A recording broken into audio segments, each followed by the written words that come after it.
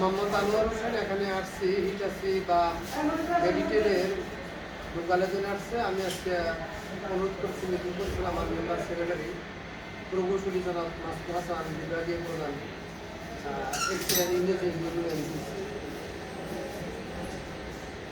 MRI. ধন্যবাদ। আমি সকলকে ধন্যবাদ জানিয়ে আমার বক্তব্য শুরু করছি। একটু ঠিক করবেন, একটু দেরি করে বক্তব্য শুরু করে তারপরে টানবেন। স্যার এখানে সোশ্যাল ডিস্টেন্সিং। যাই হোক, আমাদের এমআরআই দেখার আগে শুধু আমরা আগেরটাতে যেমন ওখানে দেখলাম যে টিউব আর ডিটেক্টর, এমআরআই ঠিক তেমনি ভাইটাল বিষয় হচ্ছে আমার হিলিয়াম। হিলিয়ামের জন্য আমার ভাইটাল বিষয় হচ্ছে কম্প্রেসর আর কোল্ড এই দুইটা, আর হচ্ছে ম্যাগনেট। এই হিলিয়াম ঠিক থাকলে বাকি সবগুলোই ঠিক থাকবে, আর কোল্ড এর কম্প্রেসর ঠিক থাকলে হিলিয়াম ঠিক থাকবে।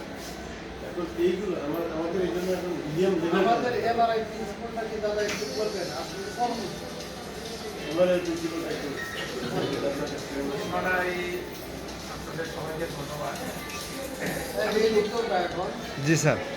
আমি খুব সংক্ষেপে বলি, এমআরআইতে যেমন নাম অনুযায়ী ম্যাগনেটিক রেজোনেন্স ইমেজিং, তো তখন একটা ম্যাগনেট থাকবে, হ্যাঁ, এই ম্যাগনেটের সাথে আমাদের একটা রেজোনেন্স তৈরি করেছি।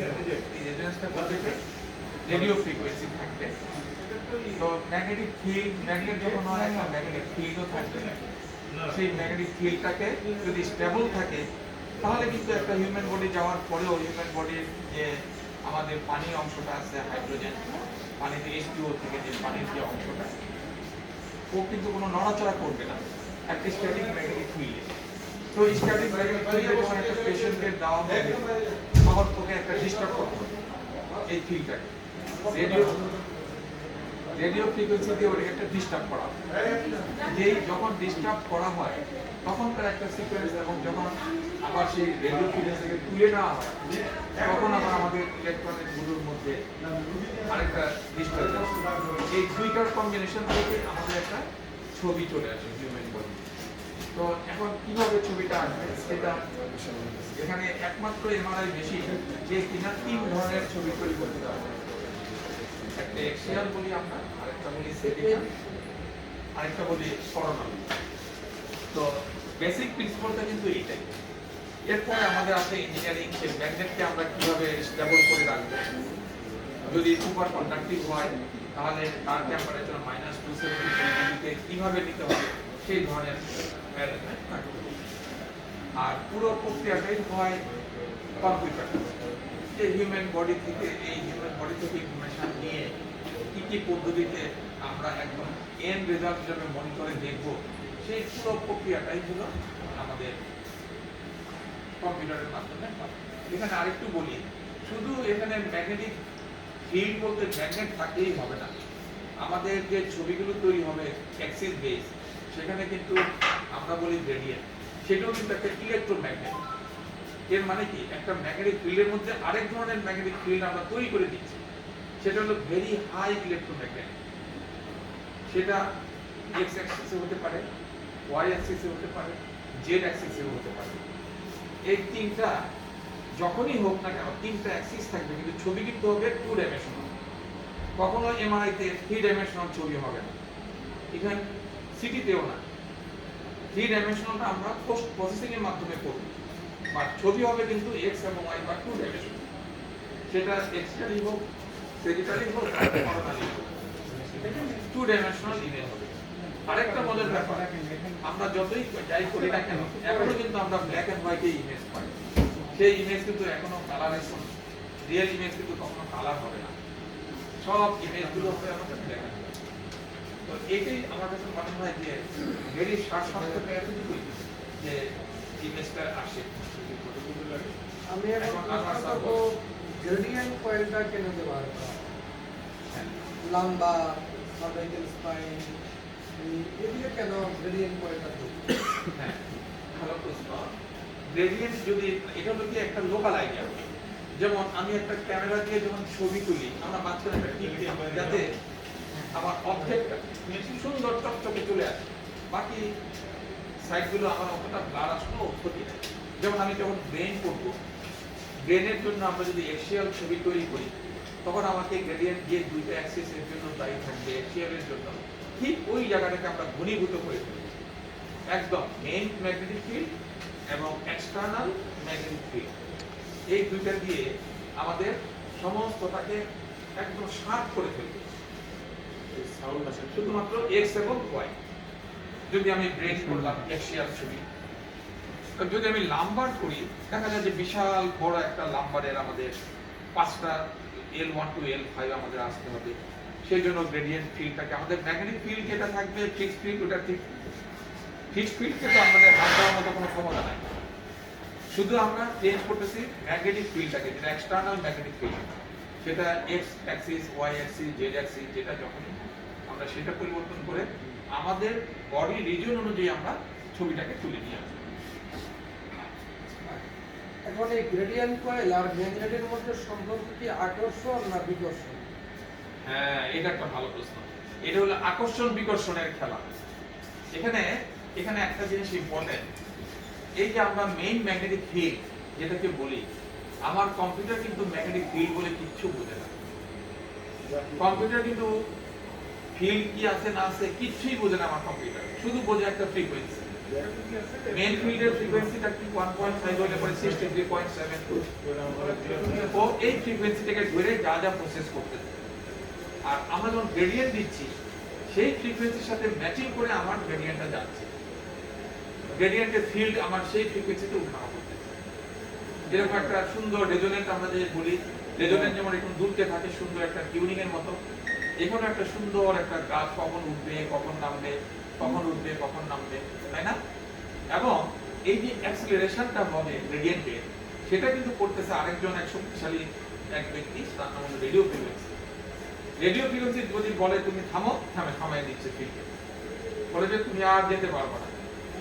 আমি আপনাকে লিখতে আসলাম কিন্তু তো কিছু বুঝি লিখতে আসলাম এই টেসলার রহস্য বিশাল রহস্য। আচ্ছা, না রস নাই, আমি মনে করেন 0.5 টেসলা ছিল, হ্যাঁ এরপরে 1 টেসলা দিলেন, হ্যাঁ, তারপরে 1.5 টেসলা আসছে, তারপরে মনে করেন 3 তিন টেসলা টেসলা, আসছে, এখন হ্যাঁ। বর্তমানে 7 টেসলা আসছে। হ্যাঁ, এই টেসলা আমি জীবনে করে বুঝিও নাই, মাথার সামনে দিচ্ছে। এখন এটা হচ্ছে কি, যেমন আমরা যেমন কোন একটা ওজন করতে গেলে যেমন মাপি না 1 কেজি 2 কেজি 3 কেজি এরকম, এইখানে যত টেসলা বেশি হবে, হিউম্যান বডির সব টিস্যুগুলোকে তত বেশি আকর্ষণ করতে পারে, অর্থাৎ ম্যাগনেটিক ফিল্ডটা যত বেশি বড় হয়। আচ্ছা আচ্ছা, তাহলে আমি বলি কি এমআরআই কি হার্ট টিস্যুকে দিটাই না আনে? কোনটাকে? এই যে আপনি বললেন যে ফিল্ডের স্কেল যত বেশি হবে সব টিস্যুকে অ্যাট্রাকশন করে, হার্ট টিস্যুকেও কি অ্যাট্রাকশন করে? হার্ট এটা এক অ্যাট্রাকশন করে না, ওই ছবিটাকে ভিতরে। যা হোক আমাদের প্রোগ্রাম হয় আমার অনেক। স্যার অনেক কটা কোশ্চেন আচ্ছা খুশি পঙ্কজদা এমআরআই যে নলেজ রাখেন, পঙ্কজ স্যার আর্থিক হয়ে রাখেন, আপনাদের কাছ থেকে আমরা আসলে শিখব, এই জন্যই আমার কোশ্চেনগুলো করা। কিন্তু আমি একটু থামাই আপনাকে, এখানে শিখার কিছু না, এখানে আমরা Direct মত বিনিময়ের মাধ্যমে নলেজ শেয়ারিং করব। sharing। আমিও আপনার কাছ থেকে শিখবো, শিখার কোনো শেষ নাই। হ্যাঁ, আচ্ছা আমি যদি একটু সামাপ করি তাহলে আমি তো ক্যাপচার করতে শুরু করব। কারণ প্রথম জিনিস তো টার্মিনোলজি ধরা হচ্ছে, যে কোনো লেকচার দেওয়ার আগে বা আমরা যখন করছি শব্দ অর্থ থাকে, শব্দ অর্থ যদি না বুঝি তাহলে আমরা এই গল্পটা বুঝতে পারি। যে কোনো লেকচার দেওয়ার আগে আমাদের বুঝতে হবে ম্যাগনেট, ম্যাগনেট শব্দের অর্থ হইল উত্তর মেরু দক্ষিণ মেরু। এই মেরু শক্তি বলতে আছে, তার মধ্যে লোহার গুঁড়া থেকে করে একটা বল রেখা হবে, তাহলে সাউথ পোল আর নর্থ পোলের মধ্যে তো বল রাখা হবে কাগজের মধ্যে করে। কারণ ম্যাগনেটের স্ট্রেংথ যদি বেশি হয় তাহলে গুঁড়াগুলো যে বল রাখা হবে এটি হলো চুম্বক ক্ষেত্রের শক্তি। কতটি বল রাখা হবে এবং তার শক্তি কত হবে, এদের নাম হলো টেসলা। সিম্পল। এখন চুম্বক সাধারণত প্রাকৃতিক চুম্বক উত্তর দক্ষিণ দিকে মুখ করে থাকে। যে পৃথিবীর উত্তরে এদের আমরা দেখি যে নর্থ, আবার এগুলো সাউথ, এটা ভুলাই দিই। আসল কথা হলো পৃথিবী নিজেই একটা আছে, তার উত্তর মেরুতে আছে, উত্তরে আছে দক্ষিণ মেরু, দক্ষিণে আছে উত্তর মেরু।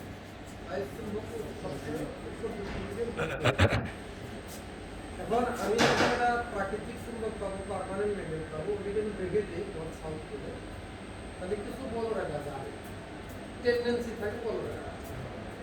এখন এই বলয়টাকে যে নিচে দিয়ে রাখলো, রাখার পরে যদি একটা বাড়ি না হয়, তাহলে বল রাখাটা ভেঙে যায়, চুম্বক তুলে হিট হয়ে যায়, নষ্ট হয়ে যায়।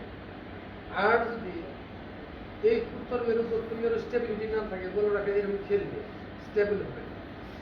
প্রথম জিনিসই হইল সুপার কম, এটা কন্ডাক্টর দ্বারা ম্যাগনেটিক ফিল্ড তৈরি করা হবে। এই কন্ডাক্টরটা এতই সুপার কম যে কখন মধ্যেই কারেন্ট ওঠানামা যাই করুক না কেন, আইদার ম্যাগনেট থাকবে আর নাহলে ফেল করবে সুপার কন্ডাক্টর।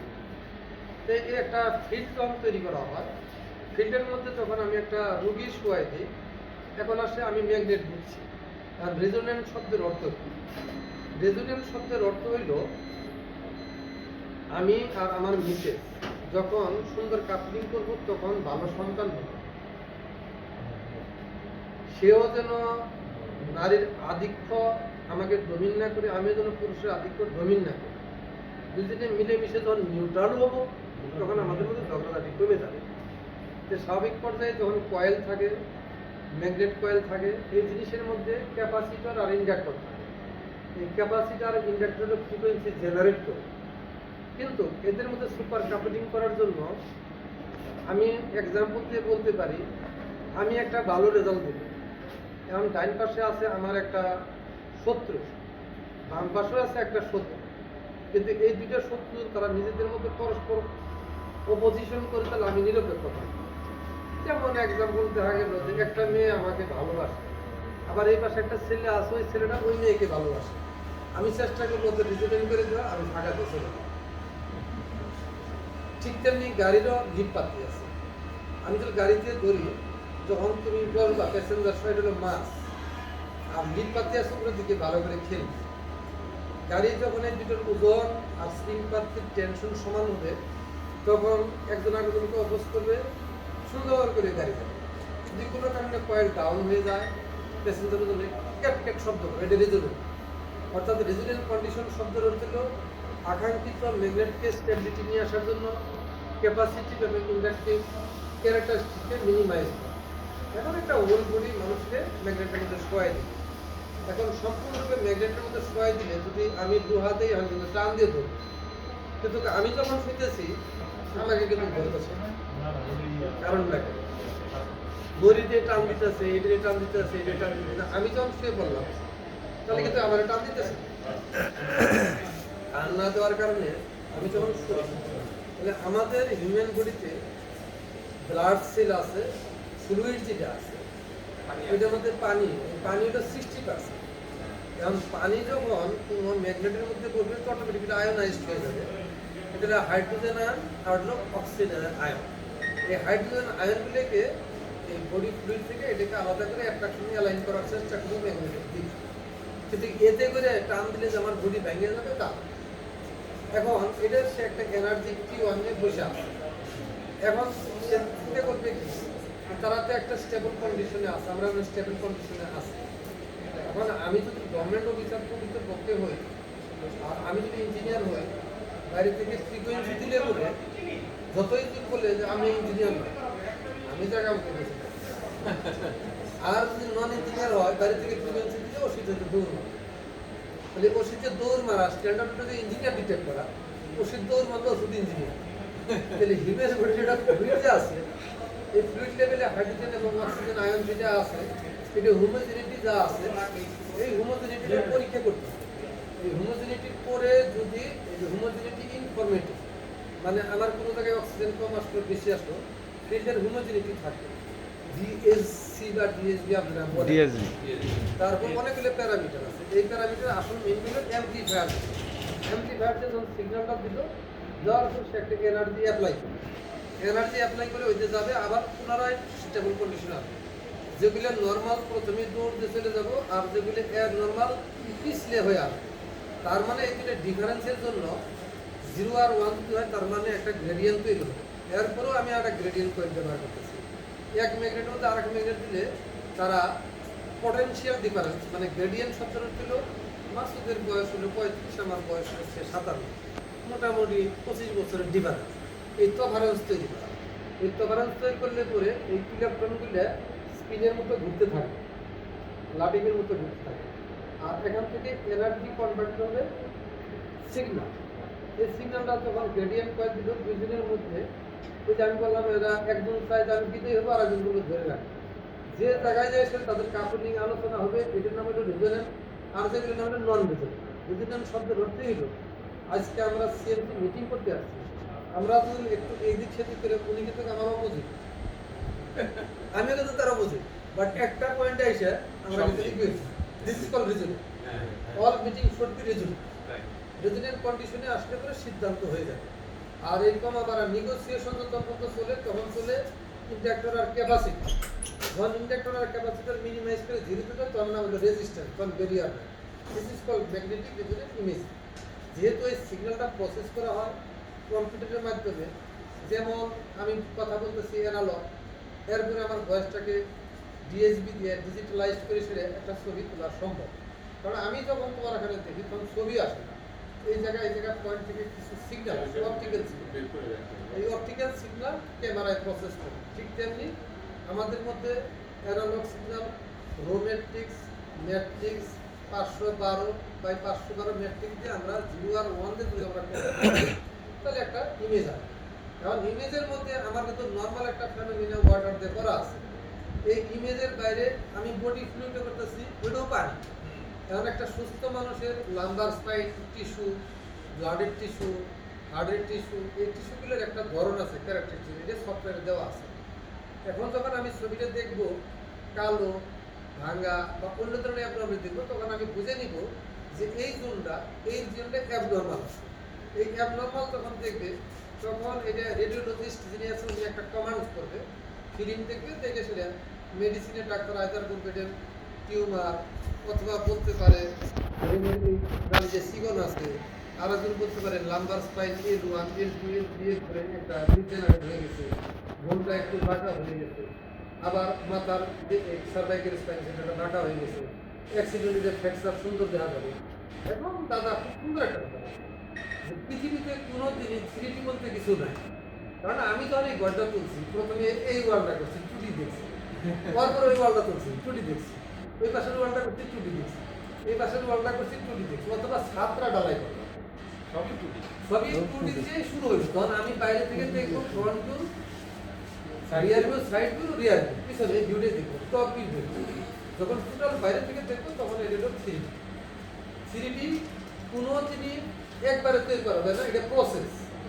মানে 2D এটা আমার 6 প্লেনের মধ্যে বসে আছে, ওইটা একটা, ওইটা একটা, ওইটা একটা, ওইটা একটা, ওইটা একটা, কেটে আছে। তার মানে দাদা বলছে যে x এবং y ছাড়া যখন x y 6টা হয়ে গেল, আর ওর মধ্যে প্রবলেম দেওয়া হলো, তখন তার নাম হলো z, তখন 3D হয়ে গেল। তার মানে এটা হইলো আমার x, এটা হলো y, হাইট। তার মানে x y এটা হলো হাইট। কিন্তু বিল্ডিং তোলার সময় খালি ওই কোনা বানায় আর ওটা কোনা বানায় এইভাবে যেতে পারবো কিন্তু মূলত ওই যে ওই জায়গাটা যে আছে ওই কর্ণ আর নিচে এটা হলো ঘনবস্তুর কর্ণ। এই ঘনবস্তুর কর্ণ যদি হয় তাহলে আবার একটা রশি তুলতে আনি, এইটা হবে তখন যে ভূমি, এই কর্ণটা হবে অতিভুজ। আচ্ছা অতিভুজ, তাহলে আমার এই বিল্ডিং এর কর্নার স্কয়ার, এটা স্কয়ার সমান সমান এই রশি স্কয়ার, ঠিক আছে? কিন্তু এই যে ভূমিকা আছে এটা আবার x স্কয়ার y স্কয়ার, যে এটা z স্কয়ার, তার মানে এর লব কি হবে x square y square plus z square. This is called 3D mathematics. আর যে কোনো এমআরআই তে সিগন্যালটা বা এক্স-রে সিগন্যালটা এক্স ওয়াই নিবে, বাট প্রসেস করে বলবে 12টা কোথায় স্থানাঙ্কতে বলবে এক্স ওয়াই জেড। আর এক্সিয়াল আর কর্নিয়াল জয়েন্টে কাটা হইলো, করব দিয়ে ভরা হইলো, তাহলে সেটা একটা মোটা জিনিসের মধ্যে কিসমিস আছে দেখা যায় না, এটাকে এইভাবে আলু যেটা কাটে এইভাবে কাটে, এইভাবে কাটে, এইভাবে কাটে, সিগন একটা পাউরুটি আছে, এর মধ্যে একটা কিসমিস আছে। এখন এক্স রে যদি করা হয় তাহলে বুঝতে পারবেন মাস্টার সাহেব যে কিসমিসটা আছে আপনি এক্স ওয়াই মাইনাস করে কাজ হবে এইভাবে দিলে বাস কিসমিসটা কত দূর এইভাবে কাটবেন তখন আসলে কিসমিসটা দেওয়ার জন্য আপনি কি এক্স ওয়াই জেড মারতে পারেন তাহলে রুটিন এই পাশে এক্স এই পাশ থেকে ওয়াই এই পাশ থেকে জেড আপনি এটা সোর্স করে কাটলে বাস কিসমিসটা দেখবেন আর আমরা কাউকে দিলে কাটতে কাটতে কাটতে হ্যাঁ স্লাইস করে দেবেন এরপরে এই ফ্রুট স্টেপটা ফার্স্ট আমরা দেখি কিসমিস কোন জায়গায় আছে ভেদা আপনি একবারে কাটে দিয়ে কিসমিসটা ভেঙে তাহলে সিটি আর এমআরআই এর মাপলে করে এদিকেও কাটবে এদিকেও কাটে সেটা বলতে ওই জায়গায় কিসমিস ধরে কিসমিসে বেরিয়ে যায় তো আইডেন্টিফাই প্রিসিশন যে জায়গাতে আছে ওই জায়গাটাকে ডিটেক্ট করার জন্য এমআরআই সবাই ক্লিয়ার ভেরি আমি একটু আমার এবার এমআরআইতে কি কি যাওয়ার সম্ভাবনা আছে প্রথম জিনিস হইল আকর্ষণীয় হলো না বলে এমআরআই যে শব্দটা থাকবে ম্যাগনেট যাওয়ার সম্ভাবনা আছে ম্যাগনেট হাতে না যায় সেজন্য হিলিয়াম সবসময় থাকতে হবে সিলার থাকতে হবে পলিমের থাকতে হবে এই কটা ম্যান্ডেটরি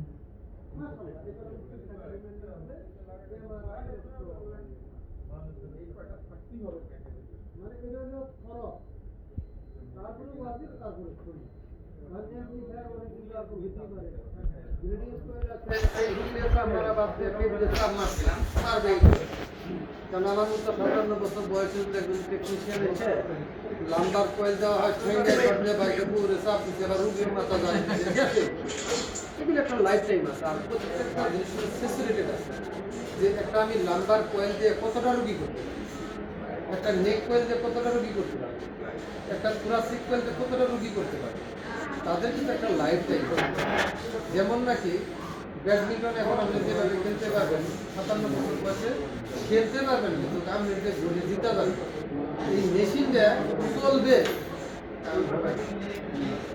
লাইফ টাইম ম্যানুফ্যাকচারার করছে এটা আমি ম্যানুয়াল পড়ছি মাশাআল্লাহ জাপান বা সিনিয়র আমার পড়াইছে আমি মোটামুটি রাতে বসে বসে পড়ছি ট্রেনিংয়ে দেওয়ার পর আমি রাতে বিস্কুটও খাইনি কোনো রাস্তায় কিন্তু আমি দুটো ম্যানুয়াল করছি এই জন্য আমি কিছু শিখছি ভবিষ্যতে আমি মাসুদ স্যার পঙ্কজ স্যার যেটা শিখবো আর নতুন নতুন ভাবনা I am backdated and old please cut please question আমার কোশ্চেন হচ্ছে স্যার প্রথম আমার দুইটা তিনটে কোশ্চেন রয়েছে প্রথম কোশ্চেন পঙ্কজদা প্রথমে বললেন যে ম্যাগনেটিক ফিল্ড আর রেডিও ফ্রিকোয়েন্সি এই দুইটা মিলে ইমেজ তৈরি করে দুইটাকে ডিস্টার্ব করে ম্যাগনেটিক ফিল্ডের রিলেশনশিপ আমরা জীবনে যদি ইউটিউবে দেখেন ভিডিও কয়টা আছে আর আকাম করার জন্য ভিডিও কয়টা আছে মানুষ স্টেবলি আছে ইতে জ্ঞান আছে তো আমি তো সংবাদ ইউটিউবে তার মানে আমি স্টেবিলিটি একটা ম্যাগনেটও যে হাইড্রোজেন আয়নটা অ্যালাইনমেন্ট হয়ে আসতেছে আপনি যদি ডিস্টরশন না করেন মানে না সরান সরানোর পরে আপনি কাউকে এক্সাইটেড না করেন আপনি বুঝবেন কেন ও ভালো না মন্দ আরেক সিগন্যাল দিয়ে ইয়ে করা হয়েছে ডিস্টরশন করা এক্সাইটেড অবশ্যই আমরা ইয়েতে নিতেছে না যে এক্সাইটেড না করলে তো আপনি কথা বলবেন রূপ করে সাইলেন্ট কিলা খুব মারে পয়সা আছে এরপরে হচ্ছে চুম্বককে অন করলো এক্সাইটেড করলো পরে চুম্বকের যে বলরেখা তৈরি হলো ওইটাকে একটা স্টেবল ফিল্ড তৈরি করে প্রথম তো ফিল্ডটা তো একটা স্টেবল ফিল্ড থাকে একটা স্টেবল ফিল্ড আছে এখানে স্টেবল ফিল্ড একটা আছে আমি একটা কথা বলি আচ্ছা আমি শুয়ে পড়লাম আমি একটা মেয়ে কারণ আমার উপরে আপনি শুনলেন আমি তো স্টেবল এখন আপনি ভালো মানুষ না সুস্থ মানুষ না কি মরা মানুষ না জ্যান্ত মানুষ কেমনে করবে আপনি কি হয় তো ধমক দেওয়া লাগে এর নামই তো আর তার মানে যখন ম্যাগনেট ফিল্ডের ওদের ম্যাগনেটের একটা দৈর্ঘ্য আছে স্পেসিফিক তৈরি করা যে এত দৈর্ঘ্যের ম্যাগনেট তৈরি হবে সে ম্যাগনেটটা আছে তো ম্যাগনেট নিজে তো ম্যাগনেট আপনি যায় শুলে শোয়ার পরে আপনার ঘড়ি কি করবে ওই চুম্বক বলরেখার মধ্যে যখন Align অ্যালাইন হয়ে ম্যাগনেটাইজড হবে এইটা কি হবে ম্যাগনেটাইজ না টাইনেই তো ধরবে এটা কি করবে তার মানে কি বুঝছেন ওর ম্যাগনেট আছে এবার ধরে কিন্তু আপনি যখন কাপড় করে আপনি ধরে না কেন আমাকেও ধরে এই যে, আমি যদি দাঁত যদি স্বর্ণের পাত খাই তাহলে কি দাঁতটা ধরবে? না, মূল ঘটনা হচ্ছে আমাকেও ধরে। ধরে, কিন্তু আর এই যে স্যার, আমার পায়ের সাথে যে আমি যখন স্যান্ডেল পায়ে দিচ্ছি, তখন জুতা বা স্যান্ডেলটা কিন্তু আমার পায়ে বাড়ি মারতেছে। তাই ঠিক বলে কি আছে। আমি বলতেছি যে জুতা আমি স্যান্ডেলের বাড়ি খেলাম? এই বলতেছি তার মানে আপনার বডি এরকম বাড়ি কিন্তু আমার আচ্ছা, শরীরের আপনার মধ্যে magnet বডির টা মধ্যে এমন কোন ম্যাগনেটটা আছে যে ও অ্যালাইনমেন্ট করে রাখে পজিটিভ ধাতু, মানে ওই যে চৌম্বক পদার্থটা কি আছে? হিমোগ্লোবিন আর অক্সিহিমোগ্লোবিন। অক্সি অক্সিজেন আর হচ্ছে হিমোগ্লোবিন। স্যার ম্যাগনেট, মানে ম্যাগনেট চৌম্বক ধর্মী পদার্থ। অর্থাৎ যে কোনো প্যারাম্যাগনেটিক পানির ফোটনটা আমি কে বলতেছি, মানে ফোটন, হ্যাঁ। পানির ফোটনটা যত যাই হোক না কেন কেউ কোনোদিন ধরে না যদি পজিটিভ না হয়। হ্যাঁ, আমি টিএমআর হয়েছি, আপনি চান যে সার্ভিস এটাও ধরা সব সময় পজিটিভের পিছনে ঘুরে, তাই বলি না নেগেটিভ তার ও হলো চুম্বক পদার্থ হাইড্রোজেন আর হলো চুম্বক প্রবাহ চুমা খাইতে আসে, হ্যাঁ। এই জন্য হাইড্রোজেন অ্যালাইনমেন্ট হয়। এখন তো সুখ করে ঘুমাচ্ছে কোন হাইড্রোজেনটা ভালো আর কোন হাইড্রোজেনটা খারাপ, কে এনার্জি দিয়ে অ্যালাইনমেন্ট আর কে দেয় না, ও তখন মারি দেবো ফ্রিকোয়েন্সি আলারা আলি সেটা ঘুমাইছো সব সরার পর আবার কয়েলে স্পিনিং করে যে যার আসল পজিশন যাবে সে নর্মাল, বিপথে জল চলে যাবো অ্যাবনর্মাল। যে একটা গুলি করলে পরে যে জাত সে নড়াচড়া করে। আমি বললাম যে এই রুমের মধ্যে আমরা সবাই ম্যাগনেটের মধ্যে বসে আছি, এখন কি করে বুঝবেন কে ইঞ্জিনিয়ার না? আমি ফ্রিকোয়েন্সি স্যার, আপনি বলে দেন sine wave, cos wave, third wave এর মানে কত মিনিট দেয়া বের হবে, কিন্তু আমি ওটা বুঝি না, তাহলে বুঝতে ওই abnormal. This is called principal.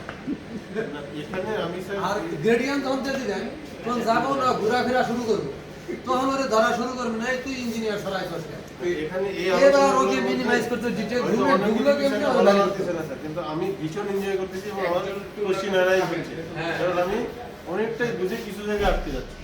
এই জন্য। সব কথা যদি একদিনে বলি তাহলে বাচ্চা 9 মাস 10 দিনে কেমনে আর ধরতে পারবো আর না। একটু আমাকে একটু সুযোগ দেওয়া উচিত।